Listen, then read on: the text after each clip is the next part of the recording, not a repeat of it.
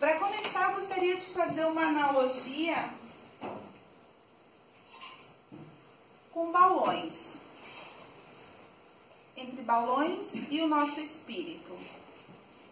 Aqui a gente vê um balão cheio de ar subindo. Sempre que a gente infla um balão, ele vai rumo ao infinito. Porque dentro dele só tem ar.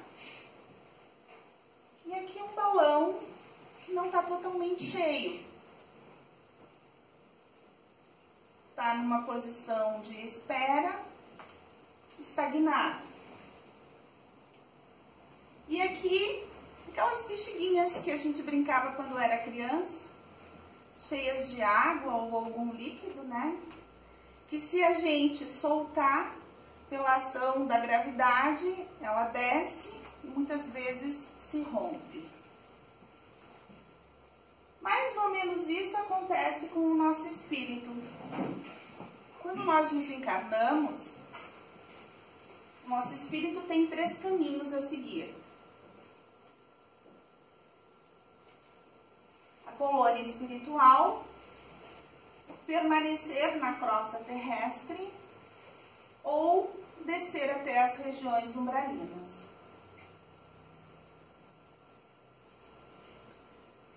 Na colônia espiritual, vão aqueles espíritos, e tomara que os nossos estejam entre esses,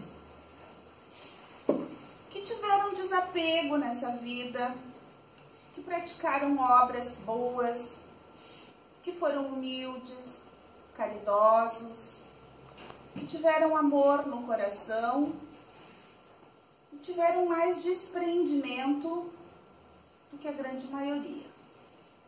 Esses, quando chegam até a colônia astral, entre os nossos amigos da espiritualidade, são acolhidos e depois de um determinado espaço e tempo, que é diferente do nosso aqui na Terra, esses espíritos continuam a sua caminhada evolutiva e continuam o seu aprendizado lá. Num determinado momento, eles começam a programar o seu próximo reencarne. Começam a traçar as suas missões de vida, os seus compromissos de vida, os resgates que trarão para a próxima vida. Um outro grupo de espíritos, aqueles que, como muitos de nós, são apegados, não têm tanta fé e são extremamente materialistas, ficam presos a esse ambiente onde nós vivemos. Não são raras as vezes aqui na casa, quando a gente faz atendimento, que a gente recebe irmãos desencarnados, que eles trazem relatos de que ainda vivem dentro das suas antigas casas, mas que estão assim em profundo sofrimento, porque os familiares não conseguem ouvi-los, eles não conseguem se comunicar com ninguém, eles se sentem perdidos, rejeitados. Imagina, depois do desencarno, os familiares se desfazem dos seus bens e muitas vezes eles estão ali presentes, sem entender o que está acontecendo e com todo aquele sofrimento da falta de comunicação, do desprezo, né? E eles se sentem dessa forma, extremamente tristes e sofridos, e ficam indefinidamente ali, até serem socorridos. Há também aqueles atendimentos que a gente recebe, pessoas que cultuam muito o corpo, né? E que ficam presos ao corpo físico, muitas vezes no próprio caixão. Então imaginem, né? O sofrimento dessas criaturas. Então, não é só o apego aos bens materiais, embora a grande maioria seja dessa forma, mas também tem o apego à família, à sua casa e etc. Em muitos casos, a gente tem de relatos nos nossos atendimentos que tratam dessa questão. E uma coisa importante que a gente ouve, que a gente lê, que a gente aprende, é que quando a gente desencarna, a diferença é tão sutil para o nosso mundo, de encarnados e de desencarnados, que por muitas vezes a gente não consegue entender e perceber que já desencarnou. Então a gente entende o porquê de tantos permanecerem neste plano, né? E sofrerem tanto até serem resgatados ou encaminhados ou socorridos. Mas tem coisa pior, né? Aqueles irmãos, tomara que nenhum de nós esteja nesse grupo, mas aqueles irmãos que cometeram mais crueldades, que corromperam, que foram corrompidos, que provocaram desavenças graves, atos perversos. Estes, como aquele balãozinho que estava cheio de líquido, a tendência, infelizmente, é para descer para as regiões umbralinas. Essa imagem que eu trouxe aqui, essa de baixo, da esquerda aqui, é uma situação atual, não é um umbral. Embora a gente saiba que vive em um mundo de provas e expiações, a crosta terrestre, ela é uma região umbralina também, embora mais sutil, mas ela também é uma região umbralina.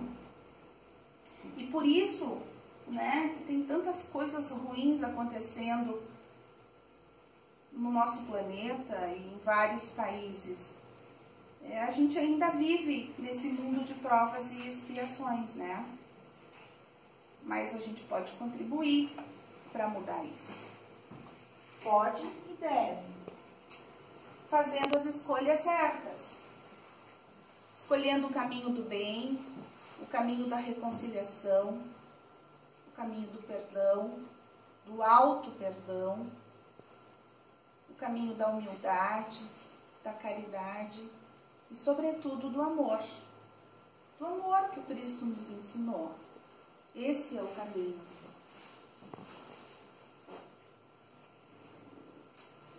Ninguém se cruza por acaso. Nós nascemos na família que nós escolhemos. Nós vivemos no ambiente que nós traçamos lá no plano astral ainda, que nós iríamos viver. Então, às vezes a gente fala, nossa, mas naquela família tem 2 irmãos, né? Foram criados da mesma forma, né? Receberam a mesma educação, estão com os mesmos pais, no entanto, são pessoas totalmente diferentes. Por quê? Porque justamente eles nasceram ali com um propósito, com uma missão. A missão de se ajustarem, de se compreenderem, de evoluírem conjuntamente. Porque esse é o principal objetivo da nossa existência neste plano material. Nós usamos esse envoltório físico porque nós temos que aprender a lidar com as dificuldades para que nós possamos evoluir. Esse é o nosso propósito aqui. Mas às vezes, quando a gente vem para esses resgates, a gente tem uma certa dificuldade. Aliás, eu diria que a gente tem muito mais dificuldades do que facilidades, né? A gente não é muito resignado com as provas que nós mesmos impomos a nós. Nós não aceitamos muito bem isso. Mas a gente veio, especialmente para fazer esses resgates.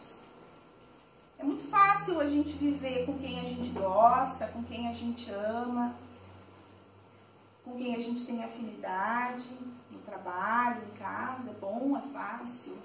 Mas as nossas provas estão justamente com aquelas pessoas com as quais nós temos dificuldades de conviver. É ali que está o cerne de toda a nossa evolução. Resgatarmos nós temos que resgatar com essas pessoas. É a partir do momento em que nós conseguirmos nos ajustar com elas,